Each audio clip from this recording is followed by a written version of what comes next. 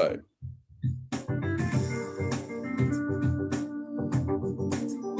And now stay tuned for another original Studio B production right here on the Voice17104.com. Welcome, my brothers and sisters, to the Richard James Show on 17104, The Voice. Greetings, my friends, and salutations. Welcome again to the Richard James Show. And by the way, by AK, my African name is Omari Kenyatta Raje. Omari being Arabic, Kenyatta being Kikuyu from Kenya, and Taraje also being Arabic. I seldom use that except in my books and that kind of thing, because I'm also proud of my name, Richard James. Richard James III means that my father is honored, my grandfather is honored, and even my great-grandfather is honored. Well, today, we're going back to a topic that we covered in the past, because situations change and people grow. We're going to take a look at the African Union. The African Union. The African Union is an organization of African states. There are over 54 nations in Africa, and over 1 billion people and counting and growing. Large continent, the second largest continent geographically in the world, second largest in terms of population. The African Union represents an attempt on the part of African nations to coalesce, to come together as a union, to work together to deal with the many problems. Now, people don't understand why are there so many problems in Africa. Well, Africa received one of the most brutal brands and forms of slavery and colonization that the world has ever seen. Now, remember, at the same time, when Africa was being colonized, other nations, India, for example, nations in the Pacific, worldwide, nations all over the world were colonized basically by the French and by the British. The Belgians tried to get in on the act, even the Italians tried to get in on the act, and the Spanish tried to get in on the act. But France and Britain, by far, the biggest of those who colonized the African nation and the African people. And they ripped the African nation of their resources and their dignity and their sense of human worth and value, which sometimes is even worse than ripping a person or an individual nation or individual people of who they are. It was a horrible thing. And the show continues. There's still situations and circumstances in these major nations, even when they're trying to help, they're hurting and they're trying to hurt. Really difficult times. But the African Union is an organization that is trying to get it together and trying to have Africans to do something for themselves and not be continually exploited by other countries and other nations who want to plunder as well and to use them to their advantage. And one thing that I'm proud of, and I didn't know, because the media did not give fair coverage to President Barack Obama. President Barack Obama spent a lot of time and a lot of resources for this nation in support of Africa, and that's a fact. I did not know that because the media didn't tell it to us. And you just can't rely on a biased media. And the media is biased. I don't give a hoot whether there's left wing or right wing. They're not our wing. So they did not let us know, for example, that Kenya, which is Barack Obama's father's home nation, received support from and visits from our president, our first and only president of African descent. Other nations, Ghana, other nations received support. Now, the African Union, and we've said it in the past, was one of the brainchild of Nkrumah. Nkrumah studied and did his undergraduate work at Lincoln University. And during summers, he would work in the shipyard. He worked at Sun Ship in Chester, Pennsylvania. As a matter of fact, when he was at Lincoln University, my father-in-law was at Lincoln University doing undergraduate work, and he was a roommate of Nkrumah. I got to know him and thought he was a great man. I thought my father-in-law was a great man. So there were two great men there together. So it's a wonderful thing that some individuals have left their mark on history, a positive mark. And so by studying in the United States of America, Kwame Nkrumah began to think about a concept of the United States of Africa. And that was his dream, to bring Africans together, state by state by state, working together to dealing with economic issues, military issues, disease and health related issues, to be able to work together. And they're beginning to coalesce and begin to do that and begin to come up with methods where the African nations will not depend on other nations for its funding. Now, I'm telling you a few things that you're going to hear in the video, but I want you to hear a major speech that was given in 2015 by Barack Obama in Addis Ababa, Ethiopia, which was the headquarters for the African Union. And he made a wonderful speech there, and I want you to share with most of his speech. And then we were going to hear from the former ambassador to the Union to the United States, Barack Obama. Thank you. Thank you so much. Thank you. Thank you so much. Well, Madam Chairwoman, thank you so much for your kind words and your leadership. To Prime Minister Ali Mariam and the people of Ethiopia, once again, thank you for your wonderful hospitality and for hosting this Pan-African institution. To members of the African Union, distinguished guests, ladies and gentlemen, thank you for welcoming me here today. It is a great honor to be the first president of the United States to address the African Union.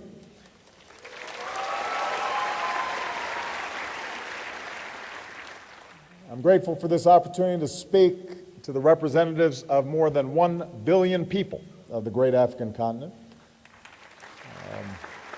We're joined today by citizens, by leaders of civil society, by faith communities, and I'm especially pleased to see so many young people who embody the energy and optimism of today's Africa. Hello. Thank you for being here. I stand before you as a proud American.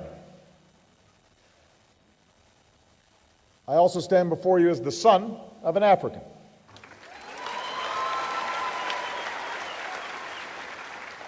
Africa and its people helped to shape America and allowed it to become the great nation that it is, and Africa and its people have helped shape who I am and how I see the world. In the villages in Kenya where my father was born, I learned of my ancestors and the life of my grandfather, the dreams of my father, the bonds of family that connect us all as Africans and Americans. As parents, Michelle and I want to make sure that our two daughters know their heritage, European and African, in all of its strengths and all of its struggle. So we've taken our daughters and stood with them on the shores of West Africa, in those doors of no return, mindful that their ancestors were both slaves and slave owners. We've stood with them in that small cell on Robben Island, where Madiba showed the world that no matter the nature of his physical confinement, he alone was the master of his fate.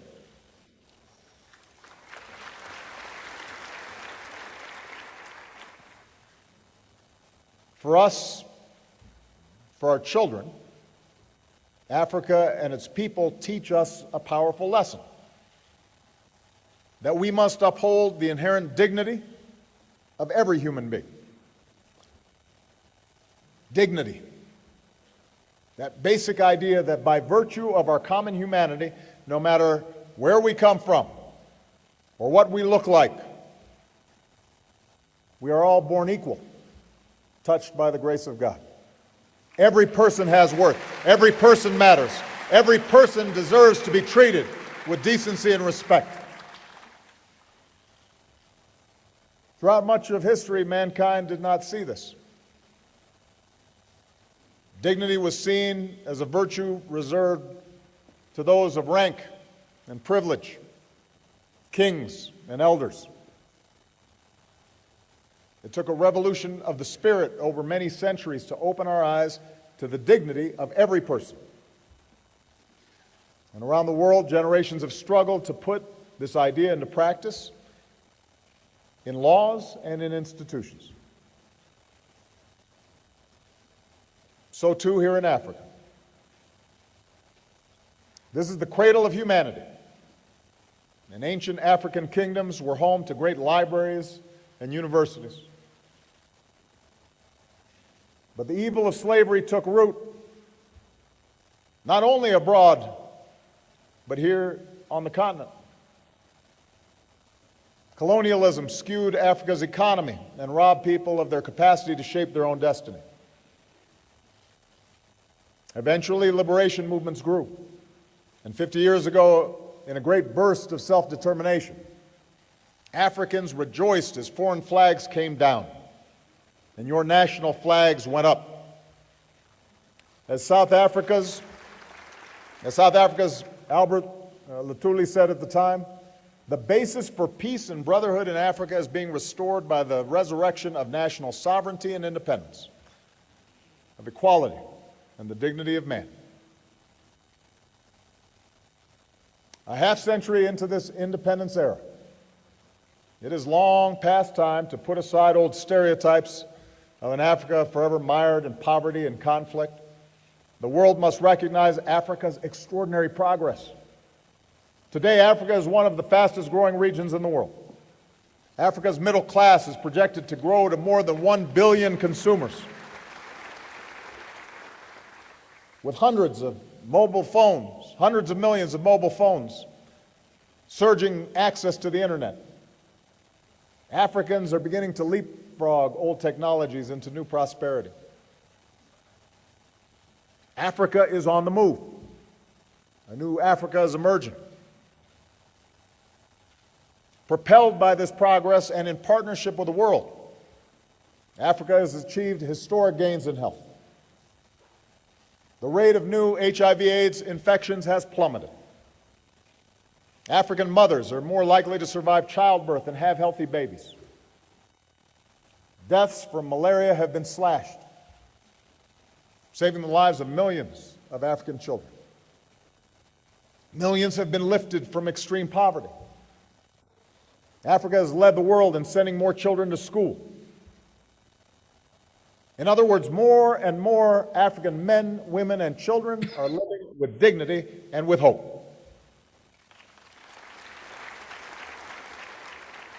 And Africa's progress can also be seen in the institutions that bring us together today. When I first came to sub-Saharan Africa as a president, I said that Africa needs strong men, it needs strong institutions. And one of those institutions can be the African Union. Here you can come together with a shared commitment to human dignity and development. Here your 54 nations pursue a common vision of an integrated, prosperous, and peaceful Africa. As Africa changes, I've called on the world to change its approach to Africa. So many Africans have told me, we don't want just aid, we want trade that fuels progress. We don't want patrons, we want partners who help us build our own capacity to grow. We don't want the indignity of dependence. We want to make our own choices and determine our own future. And as president, I've worked to transform America's relationship with Africa so that we're truly listening to our African friends and working together as equal partners. Yes. And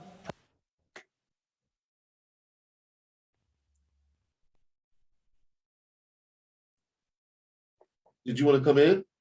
No. Oh, No. yes, my apologies. No.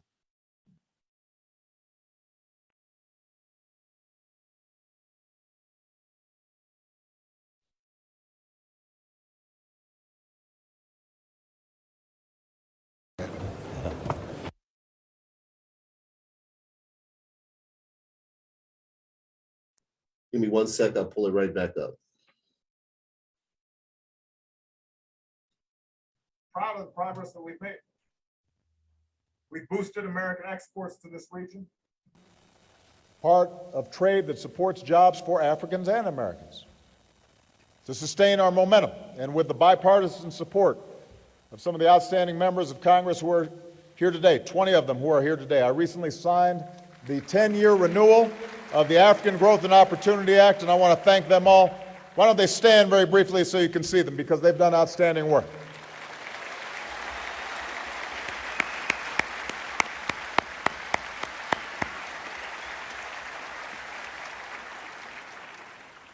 We've launched major initiatives to promote food security and public health and access to electricity, and to prepare the next generation of African leaders and entrepreneurs.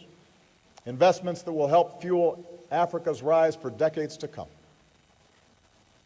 Last year, as the chairwoman noted, I welcomed nearly 50 African presidents and prime ministers to Washington so we could begin a new chapter of cooperation. And by coming to the African Union today, I'm looking to build on that commitment. I believe Africa's rise is not just important for Africa, it's important to the entire world. We will not be able to meet the challenges of our time, from ensuring a strong global economy, to facing down violent extremism, to combating climate change, to ending hunger and extreme poverty, without the voices and contributions of 1 billion Africans. Now, even with Africa's impressive progress, we must acknowledge that many of these gains rest on a fragile foundation. Alongside new wealth, hundreds of millions of Africans still endure extreme poverty. Alongside high-tech hubs of innovation, many Africans are crowded into shanty towns without power or running water, a level of poverty that's an assault on human dignity. Moreover, as the youngest and fastest growing continent, Africa's population in the coming decades will double to some 2 billion people, and many of them will be young, under 18. Now, on the one hand, this could bring tremendous opportunities as these young Africans harness new technologies and ignite new growth and reforms. Economists will tell you that countries, regions, continents grow faster with younger populations.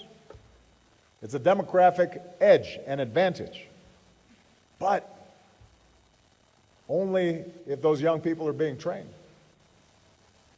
We need only to look at the Middle East and North Africa to see that large numbers of young people with no jobs and stifled voices can fuel instability and disorder. I suggest to you that the most urgent task facing Africa today and for decades ahead is to create opportunity for this next generation.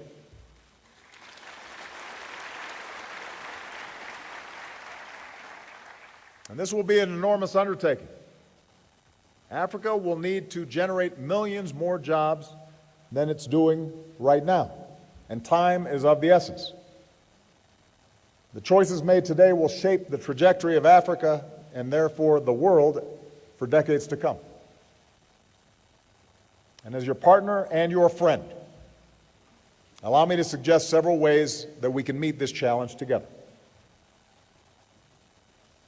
Africa's progress will depend on unleashing economic growth, not just for the few at the top, but for the many, because an essential element of dignity is being able to live a decent life. That begins with a job, and that requires trade and investment. Many of your nations have made important reforms to attract investment. It's been a spark for growth. But in many places across Africa, it's still too hard to start a venture, still too hard to build a business. Governments that take additional reforms to make doing business easier will have an eager partner in the United States. And that includes reforms to help Africa trade more with itself, as the chairwoman and I discussed before we came out here today. Because the biggest markets for your goods are often right next door. You don't have to just look overseas for growth. You can look internally. And our work to help Africa modernize customs and border crossings started with the East African community. Now we're expanding our efforts across the continent, because it shouldn't be harder for African countries to trade with each other than it is for you to trade with Europe and America. Now, most U.S. trade with the region is with just 3 countries: South Africa, Nigeria, and Angola. And much of that is in the form of energy. I want Africans and Americans doing more business together in more sectors, in more countries. So we're increasing trade missions to places like Tanzania, Ethiopia, Mozambique. We're working to help more Africans get their goods to market. Next year, we'll host another U.S.-Africa Business Forum to mobilize billions of dollars in new trade and investment. So we're buying more of each other's products and all growing together. Now, the United States isn't the only country that sees your growth as an opportunity, and that is a good thing. When more countries invest responsibly in Africa, it creates more jobs and prosperity for us all. So I want to encourage everybody to do business with Africa. And African countries should want to do business with every country.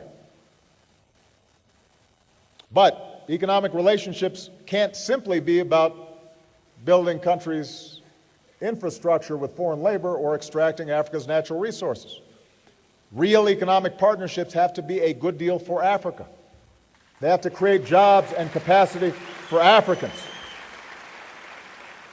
And that includes the point that Chairwoman Zuma made about illicit flows with multinationals, which is one of the reasons that we've been a leading advocate working with the G7 to assist in making sure that there's honest accounting when businesses are investing here in here in Africa, and making sure that capital flows are properly accounted for. That's the kind of partnership America offers. Nothing will unlock Africa's economic potential more than ending the cancer of corruption. And you are right that it is not just a problem of Africa, it is a problem of those who do business with Africa. It is not unique to Africa. Corruption exists all over the world, including in the United States. But here in Africa, corruption drains billions of dollars from economies that can't afford to lose billions of dollars. That's money that could be used to create jobs and build hospitals and schools. And when someone has to pay a bribe just to start a business or go to school or get an official to do the job they're supposed to be doing anyway, that's not the African way. It undermines the dignity of the people you represent. Only Africans can end corruption in their countries. As African governments commit to take action, the United States will work with you to combat illicit financing and promote good governance and transparency and rule of law. And we already have strong laws in place that say to U.S. companies, you can't engage in bribery to try to get business, which not all countries have. And we actually enforce it and police it. And let me add that criminal networks are both fueling corruption and threatening Africa's precious wildlife, and with it the tourism that many African economies count on. So America also stands with you in the fight against wildlife trafficking. That's something that has to be addressed. But ultimately, the most powerful antidote to the old ways of doing things is this new generation of African youth. History shows that the nations that do best are the ones that invest in the education of their people.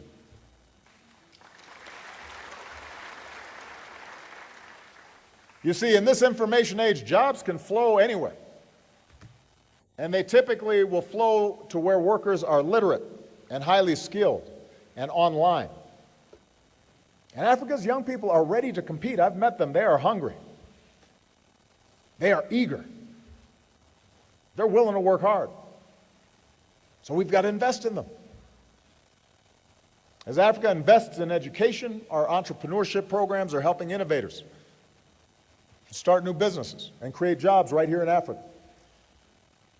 And the men and women in our Young African Leaders Initiative today will be the leaders who can transform business and civil society and governments tomorrow. Africa's progress will depend on development that truly lifts countries from poverty to prosperity. Because people everywhere deserve the dignity of a life free from want. A child born in Africa today is just as equal and just as worthy as a child born in Asia or Europe or America. At the recent development conference here in Addis, African leadership helped forge a new global compact for financing that fuels development. And under the AU's leadership, the Voice of a United Africa will help shape the world's next set of development goals. And you're pursuing a vision of the future that you want for Africa. And America's approach to development, the central focus of our engagement with Africa, is focused on helping you build your own capacity to realize that vision. Instead of just shipping food aid to Africa, we've helped more than 2 million farmers use new techniques to boost their yields, feed more people, reduce hunger.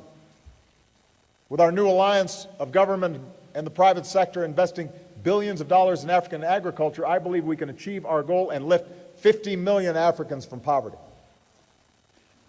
Instead of just sending aid to build power plants, our Power Africa initiative is mobilizing billions of dollars in investment from governments and businesses to reduce the number of Africans living without electricity. Now, an undertaking of this magnitude will not be quick. It will take many years. But working together, I believe we can bring electricity to more than 60 million African homes and businesses and connect more Africans to the global economy.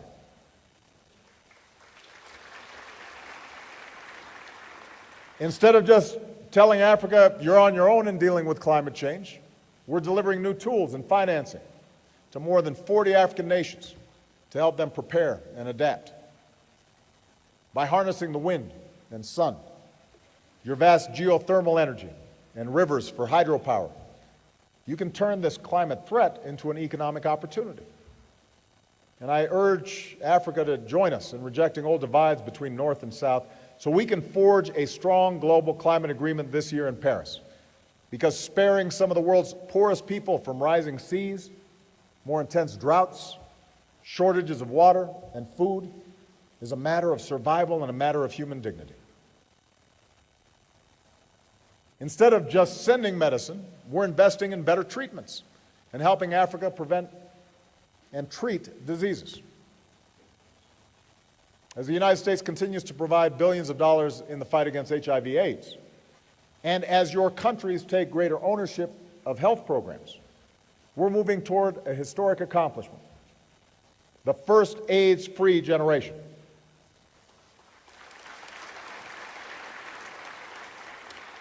And if the world learned anything from Ebola, it's that the best way to prevent epidemics is to build strong public health systems that stop diseases from spreading in the first place. So America is proud to partner with the AU and African countries in this mission. Today I can announce that of the $1 billion that the United States is devoting to this work globally, half will support efforts here in Africa.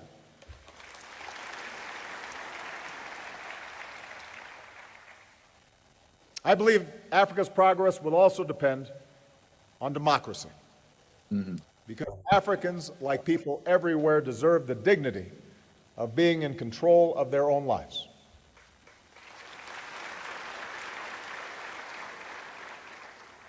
We all know what the ingredients of real democracy are.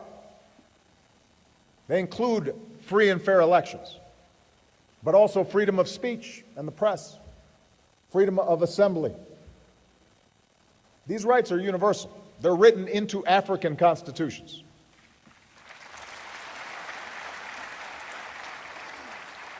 The African Charter on Human and People's Rights declares that every individual shall have the right to the respect of the dignity inherent in a human being. From Sierra Leone, Ghana, Benin, to Botswana, Namibia, South Africa, democracy has taken root. In Nigeria, more than 28 million voters bravely cast their ballots, and power transferred as it should, peacefully.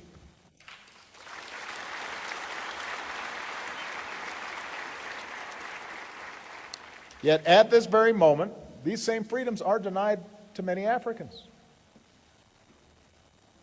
And I have to proclaim, democracy is not just formal elections.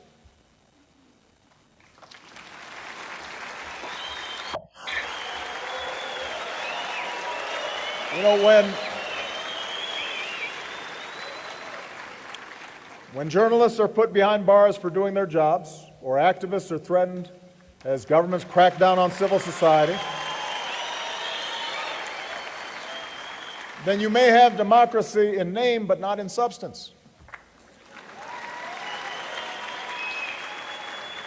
And I'm convinced that nations cannot realize the full promise of independence until they fully protect the rights of their people. And this is true even for countries that have made important democratic progress.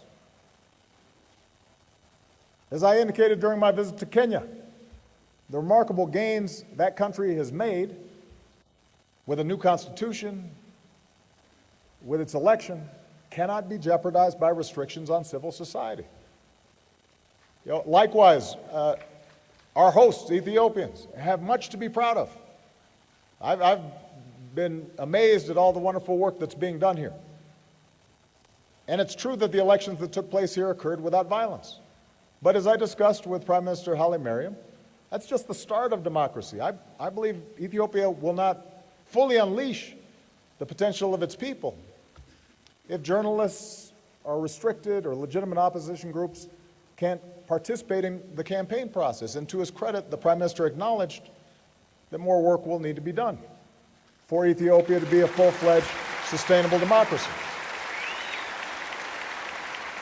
So these are conversations we have to have as friends.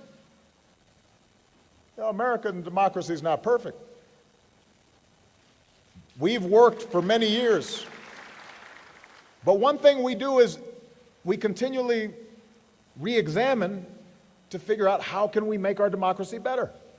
And that's a source of strength for us, being willing to look and see honestly what we need to be doing to fulfill the promise of our founding documents. And every country has to go through that process. No country is perfect, but we have to be honest and strive to expand freedoms, to broaden democracy.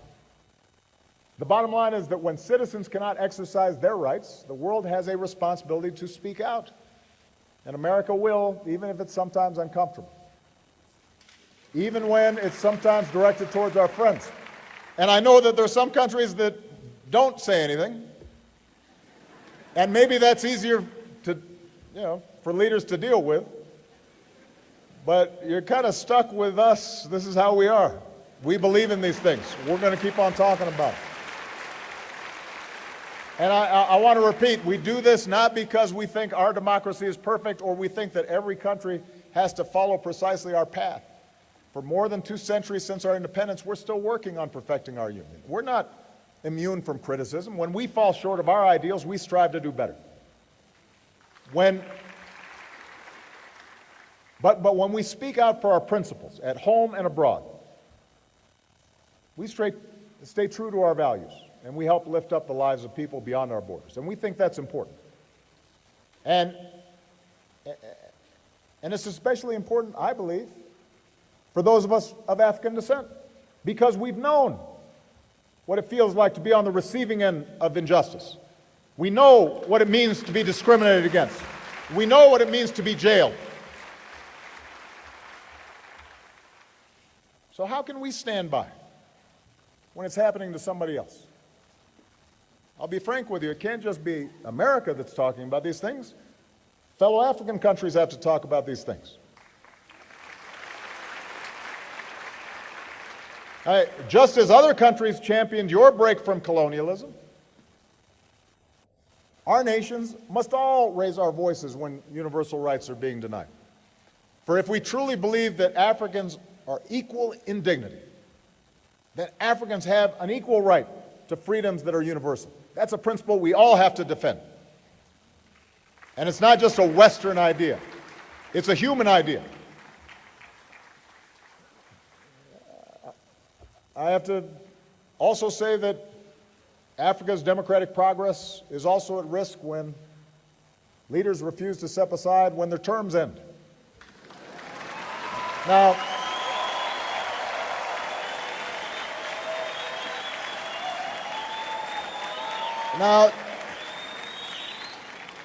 let me be honest with you. I do not understand this.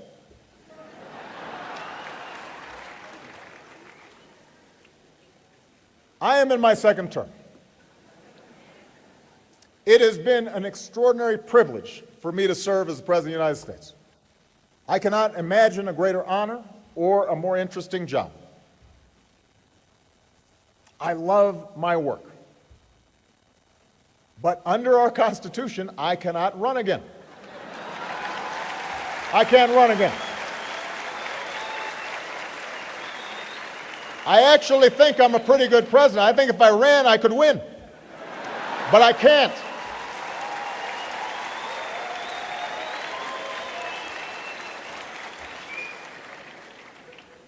So there's a lot that I'd like to do to keep America moving, but the law is the law. And no one person is above the law, not even the president.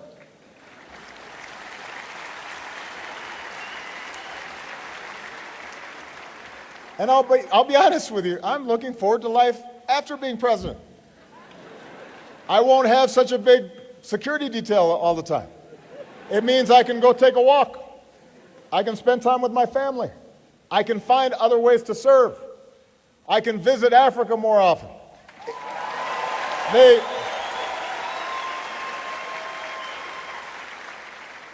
The point is, I don't understand why people want to stay so long. Especially when they've got a lot of money.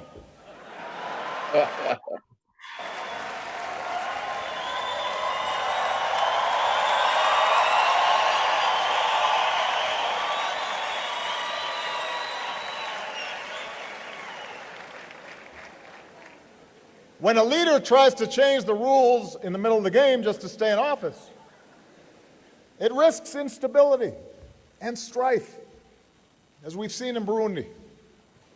And this is often just a first step down a perilous path. And sometimes you'll hear a leader say, well, I'm the only person who can hold this nation together. If that's true, then that leader has failed to truly build their nation. You look at Nelson Mandela. Madiba, like George Washington, forged a lasting legacy, not only because of what they did in office, but because they were willing to leave office and transfer power peacefully.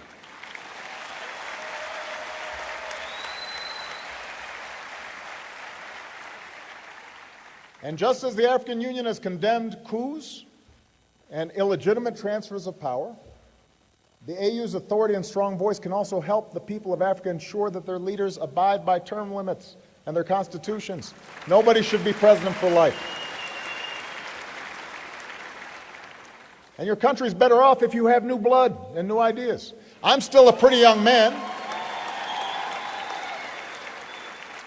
I'm still a pretty young man, but I know that somebody with new energy and new insights will be good for my country. It will be good for yours too in some cases. Africa's progress will also depend on security and peace, because an essential part of human dignity is being safe and free from fear. In Angola, Mozambique, Liberia, Sierra Leone, we've seen conflicts end and countries work to rebuild. But from Somalia and Nigeria to Mali and Tunisia, terrorists continue to target innocent civilians. Many of these groups claim the banner of religion, but hundreds of millions of African Muslims know that Islam means peace. And we must call groups like Al-Qaeda, ISIL, Al-Shabaab, Boko Haram, we must call them what they are, murderers.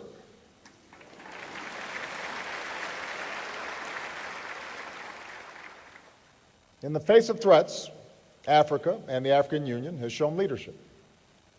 Because of the AU force in Somalia, Al-Shabaab controls less territory and the Somali government is growing stronger. In Central Africa, the AU-led mission continues to degrade the Lord's Resistance Army. In the Lake Chad Basin, forces from several nations with the backing of the AU are fighting to end Boko Haram's senseless brutality. And today we salute all those who serve to protect the innocent, including so many brave African peacekeepers. Now, as Africa stands against terror and conflict, I want you to know that the United States stands with you. With training and support, we're helping African forces grow stronger. The United States is supporting the AU's effort to strengthen peacekeeping, and we're working with countries in the region to deal with emerging crises with the African Peacekeeping Rapid Response Partnership. The world must do more to help as well. This fall at the United Nations, I will host a summit to secure new commitments to strengthen international support for peacekeeping, including here in Africa. And building on commitments that originated here in the AU, we'll work to develop a new partnership between the UN and the AU that can provide reliable support for AU peace operations. If African governments and international partners step up with strong support, we can transform how we work together to promote security and peace in Africa. Now, our efforts to ensure our shared security must be matched by a commitment to improved governance. Those things are connected. Good governance is one of the best weapons against terrorism and instability. Our fight against terrorist groups, for example, will never be won if we fail to address legitimate grievances that terrorists may try to exploit, if we don't build trust with all communities, if we don't uphold the rule of law. There's a saying, and I believe it is true, if we sacrifice liberty in the name of security, we risk losing both.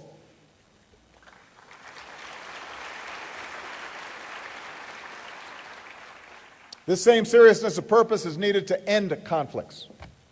In the Central African Republic, the spirit of dialogue recently shown by ordinary citizens must be matched by leaders committed to inclusive elections and a peaceful transition.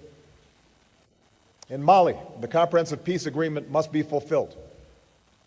And leaders in Sudan must know their nation will never truly thrive so long as they wage war against their own people. The world will not forget about Darfur. In South Sudan, the joy of independence has descended into the despair of violence. I was there at the United Nations when we held up South Sudan as the promise of a new beginning. And neither Mr. Kiir nor Mr. Machar have shown so far any interest in sparing their people from this suffering or reaching a political solution. Yesterday, I met with leaders from this region. We agree that given the current situation, Mr. Kiir and Mr. Machar must reach an agreement by August 17th, because if they do not, I believe the international community must raise the costs of intransigence. And the world awaits the report of the AU Commission of Inquiry, because accountability for atrocities must be part of any lasting peace in Africa's youngest nation.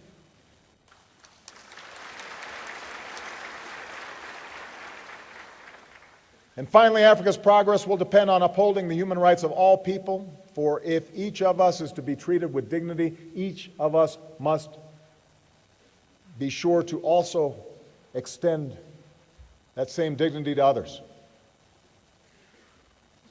As president, I make it a point to meet with many of our young African leaders, and one was a young man from Senegal. He said something wonderful about being together with so many of his African brothers and sisters. He said, "Here I have met Africa, the Africa I've always believed in. She's beautiful, she's young, she's full of talent and motivation and ambition." My friends, I agree. You've heard Africa- much of the speech presented by former President Barack Obama to the African Union. He has said you just listen to that man. I mean, he has a sensitivity and a knowledge about nations, about people, that's unbelievable. And he was a tremendous credit to our country. There's some folks that hate him, and most of them hate him simply because he's Black. They cannot stand the idea of a man of African descent with the kind of knowledge and also the humility and the ability to communicate. Just overwhelming. But this African Union is an extremely important organization, basically to Africa, but it's important to the entire world, that Africans are able to have their independence, and not just political independence like South Africa, but they need economic independence. And countries are coming in, continuing to try to exploit the resources of Africa.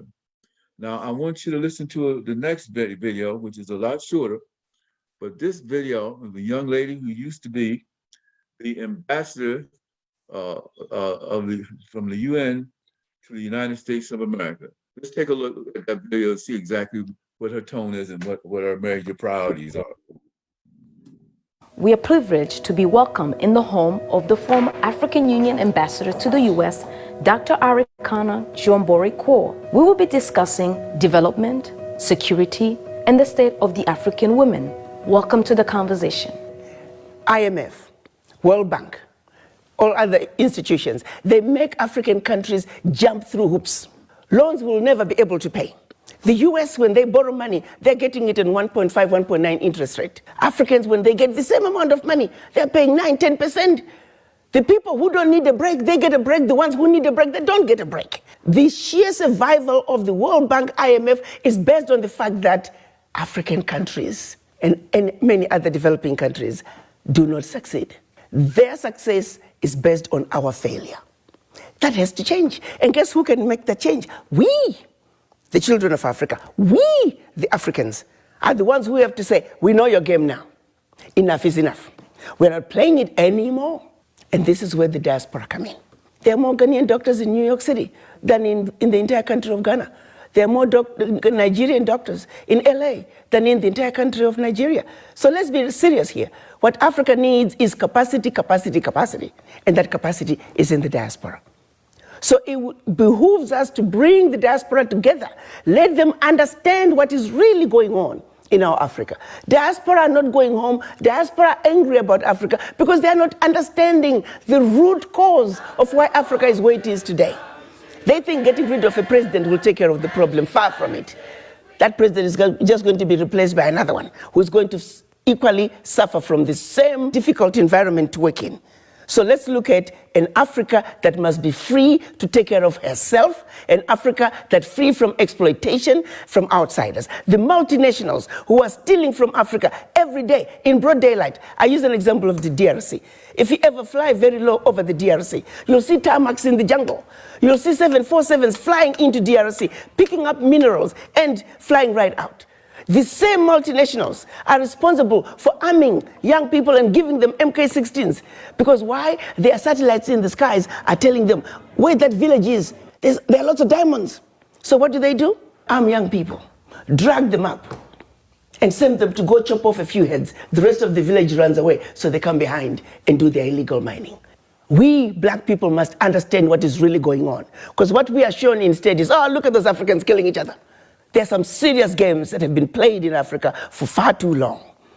And once we understand that, we can strategize as to how we can begin to bring the difference and bring the change that Africa needs. And that change can only come if the African diaspora are united. And the Wakanda villages, as I call them, it is our organized way of saying, starting with one African Diaspora Center of Excellence, it will be a new city, a developmental hub that we can then take from there.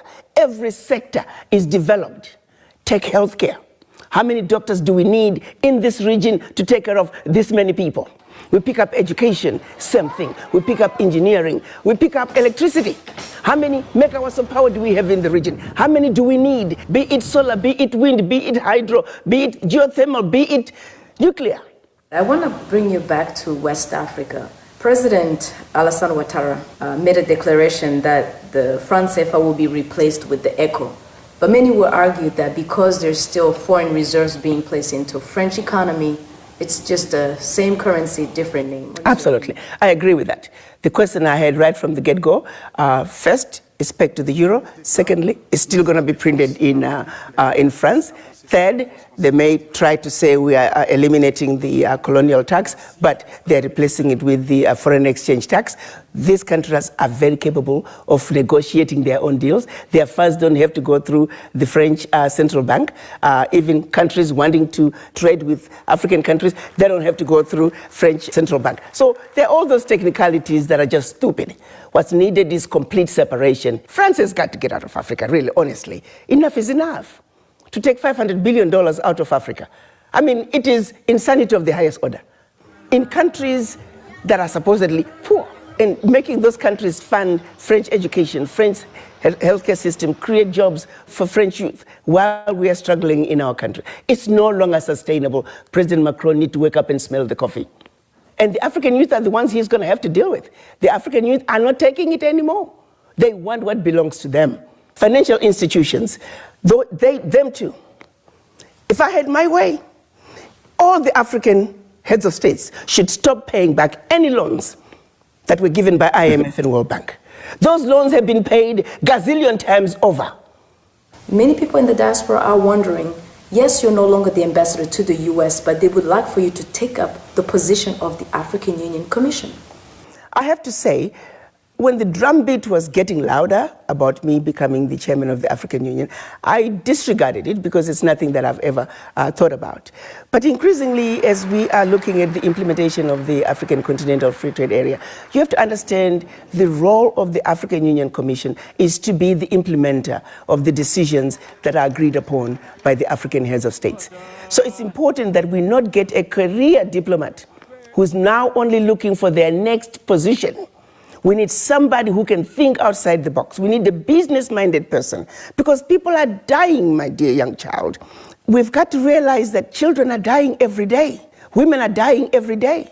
Millions of youth are unemployed and we're too busy being diplomatic, not hitting the nail in the head. If we don't get an African Union chair who realizes that you're under the table and they're making you fight with your brothers and sisters as to who got the larger chunk of the crumbs under the table. That way, you never have to talk about what's on the table. That is a blind chair. We need somebody who gets it. I do know that there's a need for major disruption at the African Union level. If I were to become chair of the African Union, I want to bring disruption. As we look at the African woman today, when we seek for crucial areas where she can be empowered and enabled, where should we focus? Should we focus in land right for economic freedom, or should we focus on them being in leadership positions for decision-making process? First of all, in order for the African woman to move forward, it starts with the mind. Women in general, actually, we have a tendency to just apologize and we just don't think we're quite able to get there. Granted, our challenges are real. Let's make a commitment to say we will succeed. Nobody is superior to us. We will get the job done. Let's find strength within each other that we are going to take care of ourselves. We're taking care of our neighborhoods, we're taking care of our homes, we're taking care of our Mother Africa. That commitment and that change of mindset, once we have the change of mindset, the game is over. Because you can take me wherever you take me. If my mind is in the right place, there's nothing you can do to me. There are no games you can play with me. On that very point, what is your view on gender equality, in the African context especially? In African culture, we, the women, have always ruled. The men might think that they have ruled, but behind the scenes, it was always us. I like to share the story of Nanaya Asantwa. She was the gatekeeper of the golden stool in the Ashanti kingdom. When the British were trying to take the golden stool from the Ashanti people, the men had given in. They were ready to give up the golden stool in exchange for the king who was in exile in Mauritius. But you got to understand that the golden stool is where the spirit of the Ashanti people is housed. So when you give up the golden stool, you have given up the spirit of a people. Our men, our Ashanti men, were ready to give up the spirit of the Ashanti people. Nanaya Asantwa, as the gatekeeper of the golden stool, she said, absolutely not. And let me paraphrase her speech. She said, I shall call upon all my female sisters. We will pick up arms and we will fight the British till the last one of us is down. We then picked up arms, organized, and they fought the British and defended the golden stool. That is the power that the African woman has. Madam Ambassador, our voices is a show that brings the women's voices at the table. What is your message to them today? My message to the African woman is to say, you, the African woman, without you, there would not be any other races. And for that reason, you have a very important role to play in the world affairs. Once you understand that, take your role. No one should ever make you feel inferior. As mothers, as grandmothers, as sisters, as nieces, let's come together and let not only our husbands and our brothers and our uncles, no, we need to work together as equals, because it's going to take all of us working together to make our Africa what we want it to be. Madam Ambassador Arikana Chomborikwa, thank you so much. We much appreciate it. Thank you for having me. Isn't she wonderful? Isn't she brilliant? And she's sending out a message that is clear, that the Africans can come together, and promote themselves and promote their countries. She also sent a message out to young women or older women or whatever, to take their rightful place at the table. I think this was a very, very good, it's two-pronged video. And I'm hoping you learned something from this video. And we're coming down to the end of the program, and I want to thank you again for tuning in. Well, we're coming up on Christmas. And I just want to say something to my family and all families out there. Enjoy Christmas. You never know when it's going to be the last one that you're going to see a particular family member. But be safe. I think we got another virus that's coming along, and I think that we should wear masks as much as we possibly can. And let me say this, please get those shots. I got Moderna. My wife and I both got our 2 shots, and then we got the booster shot. We're up in age now, both of us. So we got to be careful. We're looking forward, we miss our grandchildren. We have 6 beautiful grandchildren and 1 great grandchild. And so we're going to try to get together, but we also have to understand the need for distances. We need to know the mask, and but we also got to show the love and the understanding. And I also just want to say this to you. We're still in business down there at Lebanon Valley Families Market. Please come down. Alan Olson, a very good friend of mine who participated in the Peace Corps back in the 60s, took these videos. Look at Santa Claus. We got quite a few African-American Santa Claus and some other ethnic group Santa Claus. Tall statues. We have small items. We have original oil paintings that were done in the country of Guinea-Bissau. We got things from Nigeria. We got soapstone statues from Kenya. We got some beautiful, beautiful things, but we cannot survive without your support. Simple thing. Some people will give us verbal support and won't buy a bar of soap. Please remember to do that. Come to see us. And God bless you and keep us and make his face to shine upon us. And come again. Tune in again and come to see me down at Lebanon Valley Family Market at 35 South 8th Street in Lebanon. God bless, and I love you. I love you very much.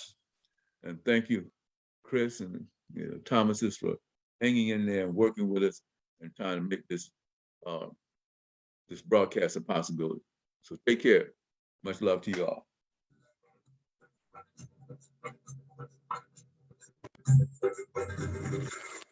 Thank you again for tuning in to the Richard James Show.